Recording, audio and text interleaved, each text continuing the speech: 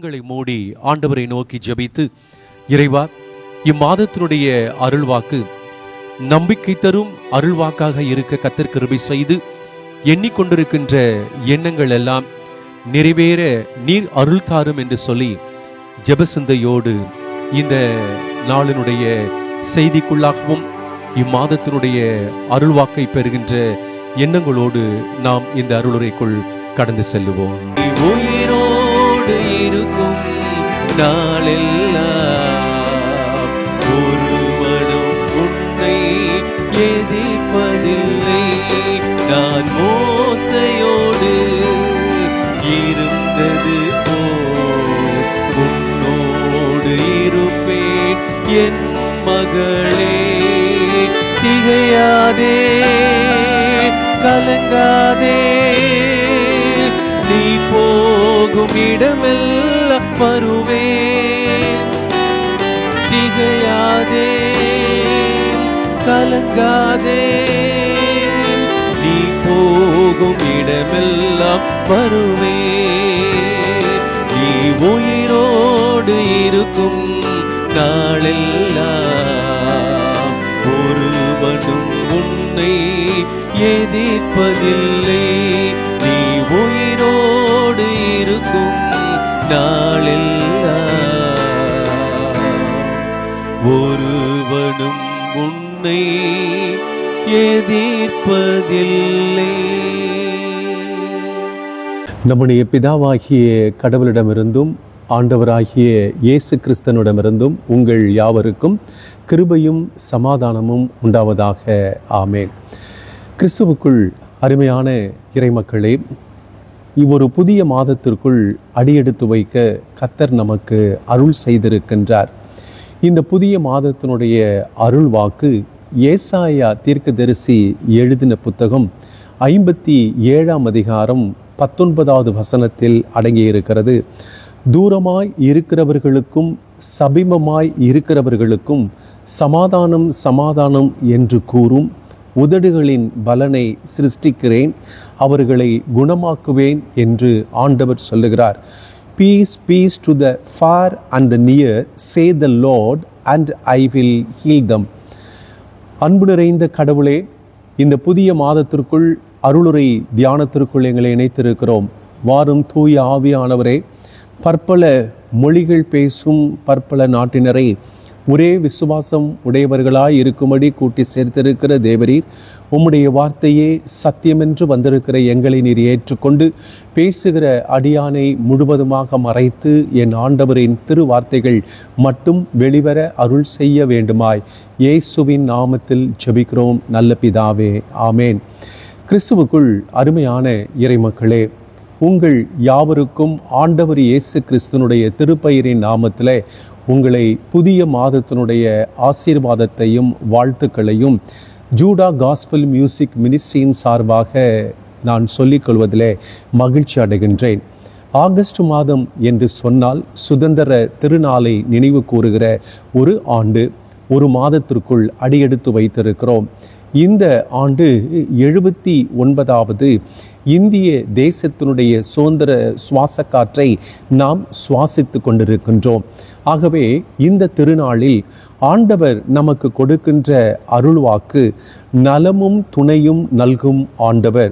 The Lord who gives health and support என்று சொல்லி நம்முடைய தேசத்திற்கும் தேசத்தில் வாழ்ந்து வருகிற மக்களுக்கும் தமிழ் சுவிசேஷ லூத்தரன் திருச்சபை மக்களுக்கும் ஆண்டவர் நலமும் துணையும் நல்கும் ஆண்டவராக நம்மிடத்திற்குள் வருகின்றார். தூரமாய் இருக்கிறவர்களுக்கும் சபிமமாய் இருப்போருக்கும் அமைதி என்கின்றார் ஆண்டவர். ஒரு மனிதனுடைய வாழ்க்கையில் அமைதிதான் மாபெரும் சொத்து. தேசத்திற்கும் அமைதி என்பது ஒரு மாபெரும் ஒரு சொத்தாக இருக்கிறதை பார்க்கிறோம். அமைதி இல்லாத காலகட்டங்களில் எந்த மனிதனும் சுகத்தோடு பலத்தோடு வாழ்வது என்பது ஒரு கேள்விக்குறியாக மாறிவிடுகிறது. இந்த பகுதி ஏசாயா எழுதிய தீர்க்க தரிசன புத்தகத்தில் 57ஆம் அதிகாரத்தில் சிறையிருப்பிலிருந்து மீண்டும் விடுதலையை பெற்ற இறைமக்கள் புதிய வாழ்விற்குள் நுழையும் பொழுது அந்த வாழ்வு எப்படி இருக்குமோ என்று எண்ணிக்கொண்டிருக்கின்ற நேரத்தில் நான் பல நாட்கள் சிறை அனுபவங்களிலே சிக்கி தவித்தேன். இப்பொழுது சுவாச காற்றை நான் ஏற்றுக்கொண்டிருக்கின்றேன். இந்த சுவாச காற்று எங்களுக்கு அமைதியை கொடுக்குமா? நாங்கள் தங்குகிற இடம், நாங்கள் வாழப்போகிற தேசம் அமைதியாக இருக்குமா என்று சொல்லுகின்ற நேரத்தில் கடவுள் அமைதியை கொடுக்கிற திருவசனத்தை இந்த மாதத்தினுடைய அருள்வாக்காக பெற்றிருக்கிறோம். அமையுங்கள், பாதையை அமையுங்கள், அதை தயார் செய்யுங்கள்.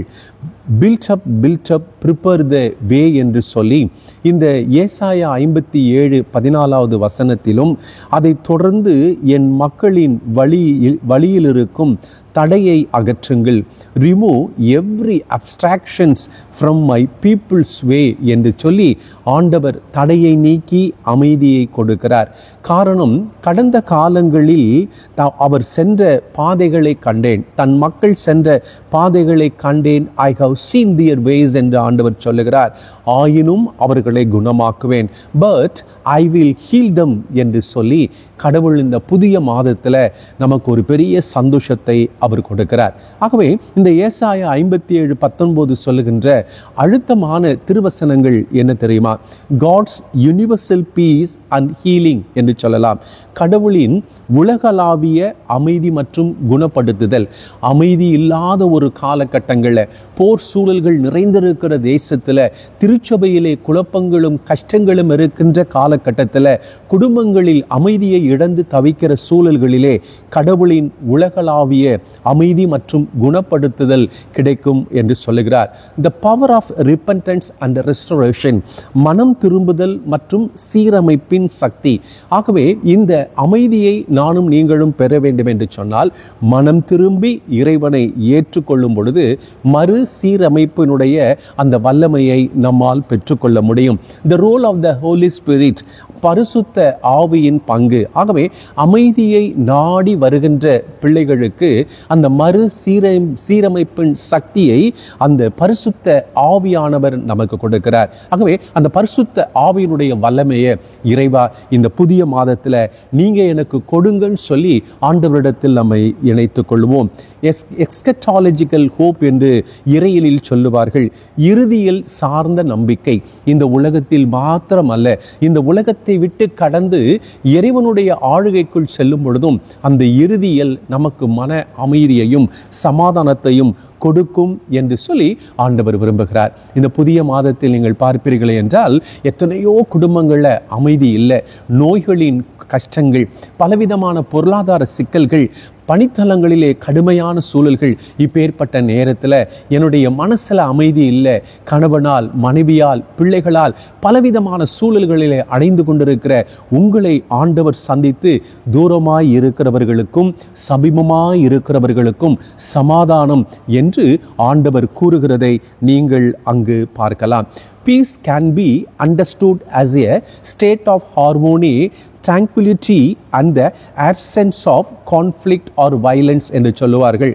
அமைதி என்பது நல்லிணக்க நிலை, மோதல் அல்லது வன்முறை இல்லாத நிலை என்று நாம் புரிந்து கொள்ள வேண்டும். ஆகவே அமைதி என்பது பணமோ பொருளாதாரமோ பலவிதமான சூழல்கள் நமக்கு வசதியாக இருக்கிற நேரத்தில் அமைதி நமக்கு ஒரு பெரிய ஒரு காரியம் என்பதை நாம் புரிந்து கொள்ள வேண்டும். ஆகவே அமைதி என்பது மனசில் ஒரு சமாதானம் இருக்கணும், உறவுகளிலே ஒரு சமாதானம் இருக்கணும், எந்த விதமான காயங்கள் இருக்கக்கூடாது, மோதல்கள் வன்முறை இல்லாத ஒரு சூழல். தேசத்தை கர்த்தர் இவ்விதமாக ஆசீர்வதிக்க போகிறார். இந்த ஆண்டு பிரச்சனைகள் இல்லாத ஒரு பெரிய ஒரு ஆசீர்வாதத்தை கடவுள் கொடுக்க சித்தம் கொண்டிருக்கிறார். ஆகவே இந்த அமைதியை தருகிற ஆண்டவரை நாம் இந்த மாதத்தில் ஏற்றுக்கொள்கிறோமா? ஒரு மனிதன் சொல்கிறார், நீ எதை நினைக்கிறாயோ அதுவாகவே ஆகிறாய் என்று சொல்லி புத்தருடைய அந்த சிந்தனைகளிலே பார்க்கலாம்.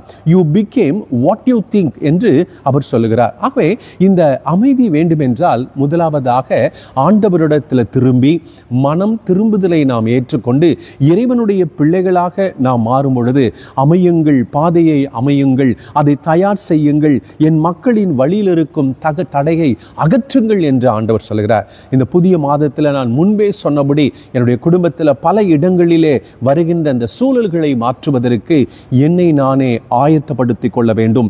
உங்கள் வாழ்க்கையில் உண்மையாகவே மாற்றத்தை கொண்டு வர விரும்புகிறீர்கள் என்றால் முதலில் உங்கள் மனதில் மாற்றத்தை கொண்டு வாருங்கள்.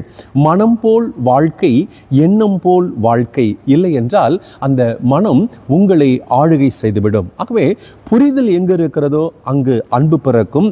புரிதல் இல்லை என்றால் அன்புக்கு இடமில்லை. நாம் செய்த தவறுகளை உணர்ந்து விட்டால் மீண்டும் அது நடக்காமல் இருக்க நாம் பார்த்து கொள்ள வேண்டும்.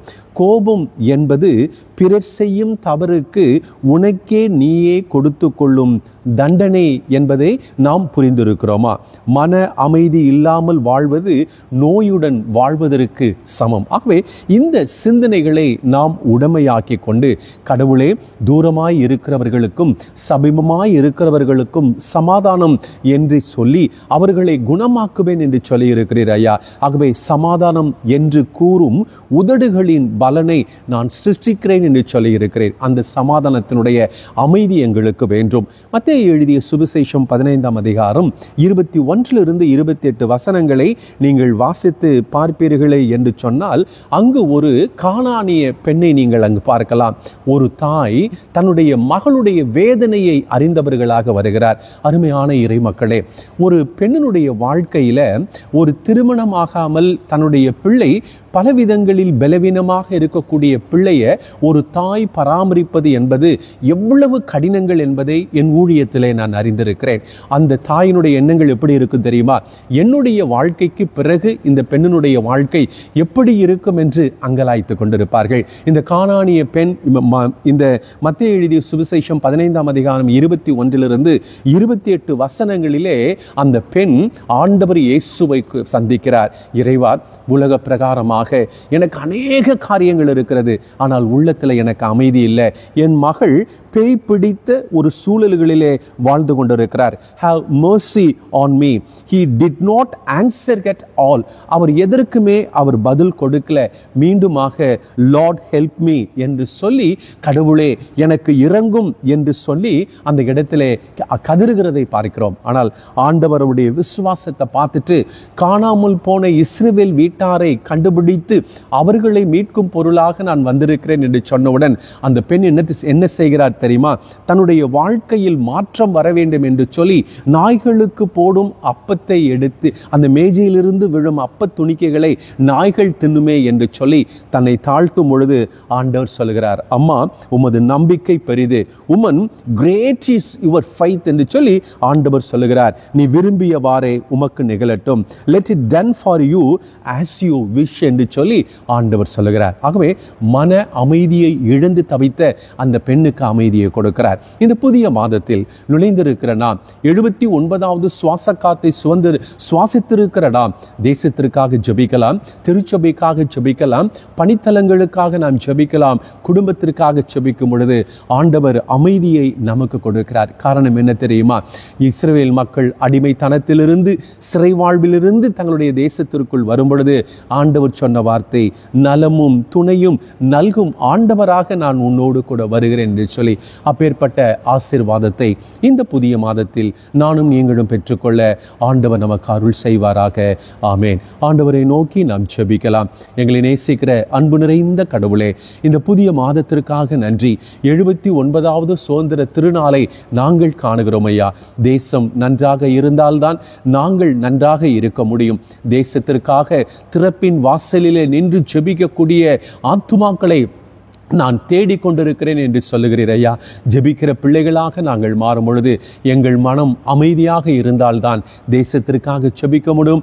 தேசத்தில் அமைதியை கொண்டு வரும் ஆண்டவரே. சாத்தானுடைய அந்தகார சக்திகள் எல்லாவற்றிலிருந்தும் விடுதலையை கொடும். இந்த புதிய மாதத்தில் குடும்பத்தில் அன்பு, அமைதி, சமாதானம் நிலவட்டும் ஐயா.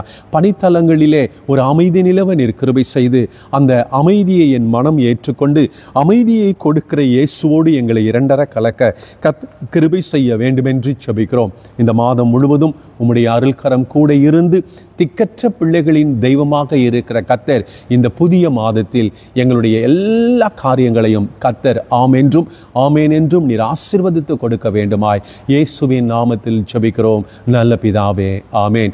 நம்முடைய பரமண்டங்களில் இருக்கிற எங்கள் பிதாவே, உம்முடைய நாமம் பரிசுத்தப்படுவதாக, உம்முடைய ராஜ்யம் வருவதாக, உம்முடைய சித்தம் பரமண்டலத்தில் செய்யப்படுகிறது போல பூமியிலையும் செய்யப்படுவதாக.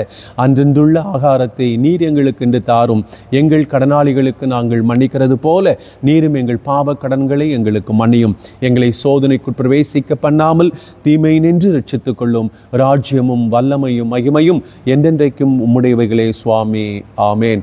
நம்முடைய ஆண்டவராகிய இயேசு கிறிஸ்துனுடைய கிருபையும் பிதாவாகிய கடவுளுடைய அன்பும் தூய ஆவியினுடைய வழிநடத்துதலும் ஆசீர்வாதமும் அரவணைப்பும் உங்களோடும் இந்த மாதம் முழுவதும் இருந்து ஆசீர்வதித்து காப்பதாக.